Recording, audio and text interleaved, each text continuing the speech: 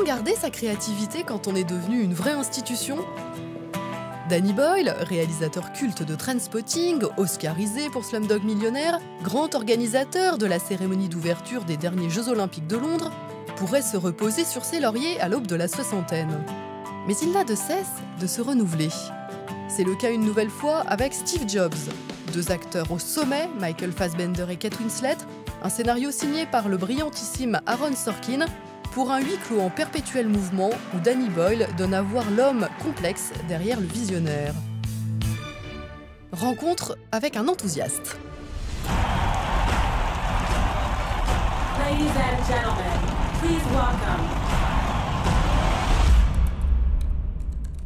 Dear Danny Boyle, for me, your cinema has always been a very sensory experience.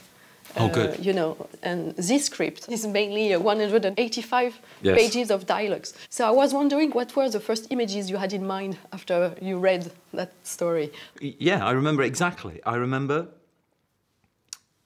I was shocked at how moved I was because of the father and daughter. That father and daughter. I've made another film, a lovely film, a film I love called Millions, which is about mothers and sons, actually. That's really what that film's about. But this is about fathers and daughters, and I have two daughters. And I was like this, so emotional when I finished it, which shocked me, because I didn't expect to be in a script about this guy, or what I thought I knew about him. I didn't expect to be moved like that. Your Apple stock was worth $441 million, while your daughter and her mother are on welfare. She's not my daughter! You must be able to see that she looks like you. And secondly, how can you try and make a film about the sound of this man's mind? And his mind works so fast. The speed of thought that's used in it is one of the ways that Sorkin uses to try and portray brilliance. You see how this reminds you of a friendly face? It's warm and it's playful and inviting and it needs to say hello. If you keep alienating people for no reason, there's be no one left for it to say hello to.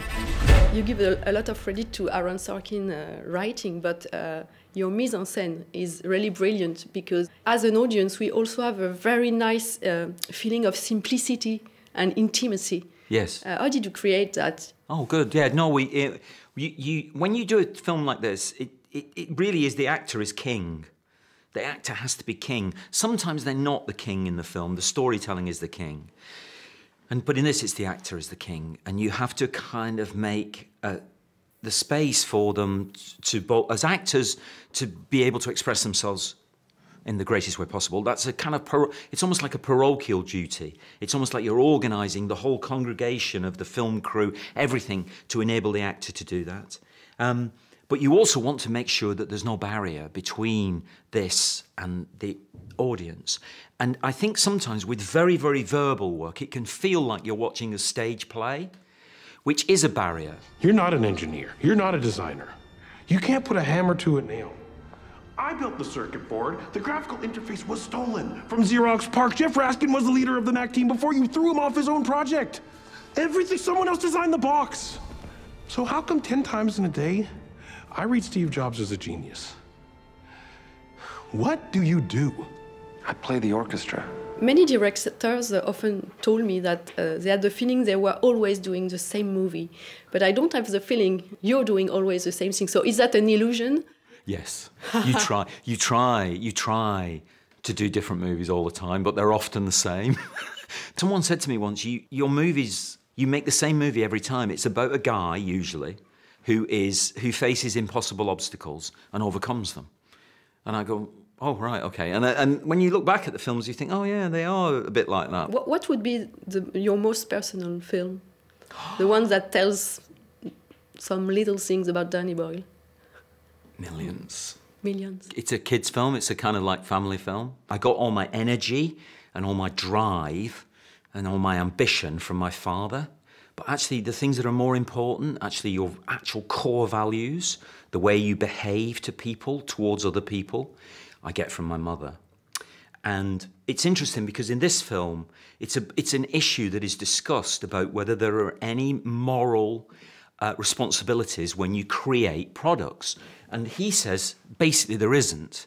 Whereas Steve Wozniak says there is.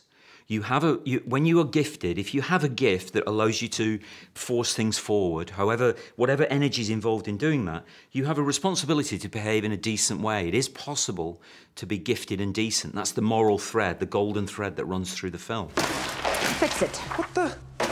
Fix it, Steve. Take it easy. Fix it, or I quit. How about that? I quit and you never see me again. How about that? Tell me what's wrong with you this morning. What's been wrong with me for 19 years?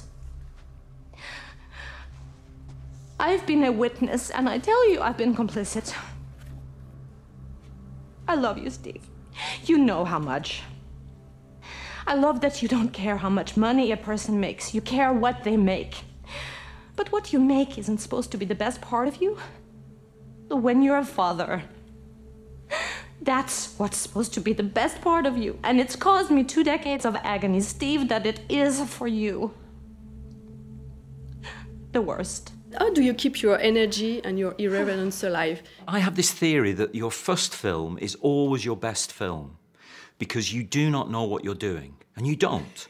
And there's many, obviously you make other films that are more successful, that are more technically accomplished, but there's something about your first film that's always your best, because and that is a true state of innocence when you wander into the garden of delights that storytelling is. You know, sex, violence, humour, love, friendship, betrayal, they're all there, and you can use them all to tell your story. But once you've been in there, you know what works and what doesn't, you know? And it's one of the reasons that I try and use apparently very different surfaces to tell the story. Because I believe when you go to the cinema, it is an extraordinary place still. And you expect, it is our highest art form. It's actually something that's really sacred and special and should be difficult and impossible. You know, you can only attempt it, and occasionally you get it, you connect really with a lot of people. You just lose yourself in the story. So that's what we were trying to do, I guess. Belle foi en le cinéma et en son public. D'ailleurs, les fans sont aux anges.